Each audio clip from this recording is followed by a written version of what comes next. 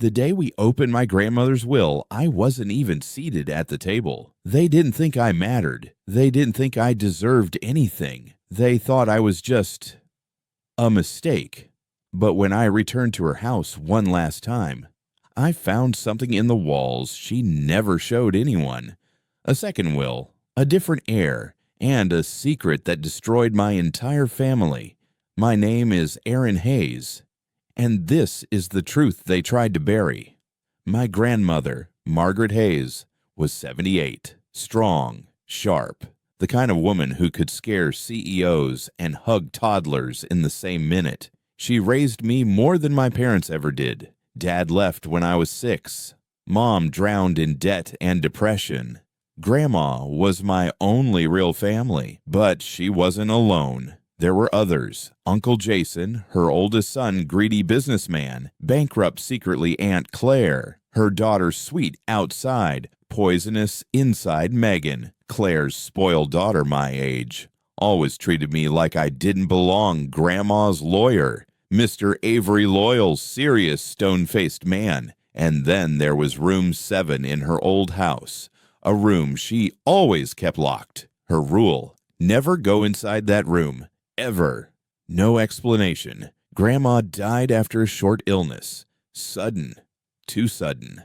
And then the real show began. Lawyer office. Wooden shelves. A table where I sat. In the back. Because Aunt Claire said, "Aaron doesn't need to be here. Mom barely knew him." Mr. Avery didn't even blink. He began.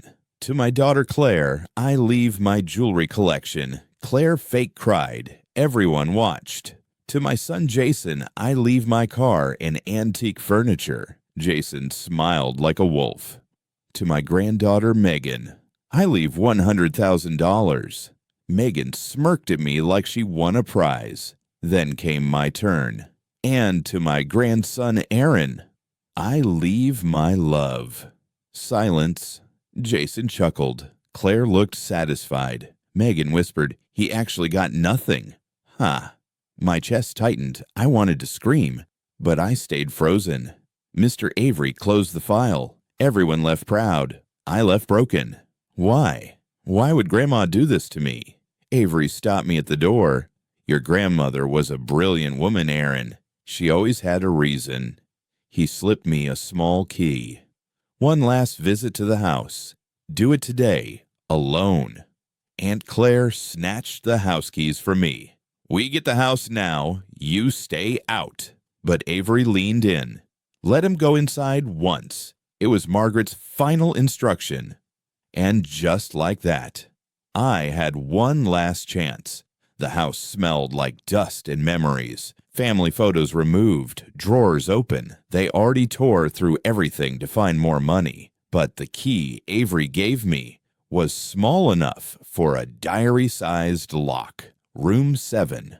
The door creaked. Cold air, old furniture, a rocking chair, and a sewing box. Inside the box, a family photo. But someone was torn out of it. A man's shoulder still visible. And an address written behind, "Not forgotten." My heart pounded. There was a loose wooden board near the bed, scratches around the edges. I removed it. Behind the wall, a red envelope sealed with wax. One word written, "Aaron." I opened it with shaking hands. "If you found this, it means they stole my first will. You are my only heir. Everything belongs to you. Do not trust them, not Jason, not Claire. Find Mr. Avery, show him this. And Aaron, I know the truth. You deserve this more than anyone." Under the letter, a DNA test report. My blood ran cold. Jason and Claire were not Grandma's biological children, but I was. Grandma's real son. My father. He was adopted. Grandma kept it hidden to protect him. After his death, Jason and Claire wanted every front door slam. Voices. They cuz back. Jason. "We knew you'd sneak in here." Claire. "What are you hiding?" They grabbed the letter. Jason read it. Face turned white. "This is fake. You forged this." He tore it. tried to rip the DNA papers too, but I already had photos on my phone. Footsteps behind us. Megan, crying. Mom, you lied? Grandma loved him more than us? Claire slapped her. A family collapse right in front of me. Police sirens. Avery arrived. He already called them. Jason resisted, handcuffed. Claire screamed, dragged away. Megan sobbed, betrayed by everyone she trusted. Avery placed a new folder on the table. This is Margaret's real original will, hidden in my office safe, given to me by your father before he passed.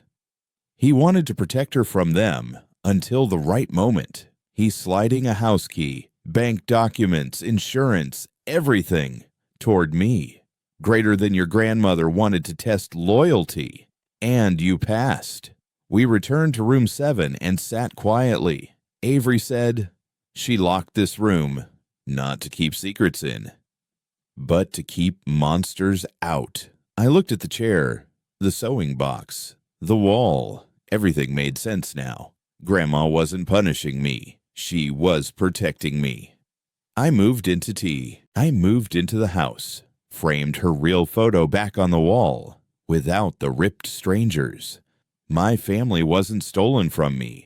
I was stolen from them, and Grandma made sure I got it all back, because love doesn't always speak loudly. Sometimes it hides behind walls, but it always finds you. Greater than. If you want more shocking will-reading stories, subscribe to Willtwist for the next twist.